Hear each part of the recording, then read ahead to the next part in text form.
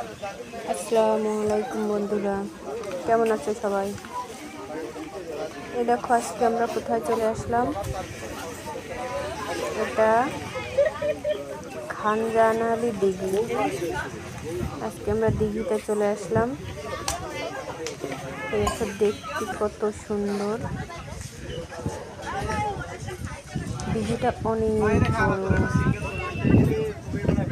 ক্যামেরায় সহজে ধরা যায় না, এত বড়। আর এই পারে তো ওই পারে তো কিছুই দেখা যাচ্ছে না। দেখো তোমরা, পানির যে একটা ঢেউ, পানির ঢেউটা দেখো কত সুন্দর করে ঢেউ ঢেউ দিচ্ছে। আর এটা হলো আমার বাবা, আমার বাবাটা এনজয় করতেছে, বলতেছে যে আম্মু দেখো কিরকম পানি ঢেউ ঢেউ দিচ্ছে।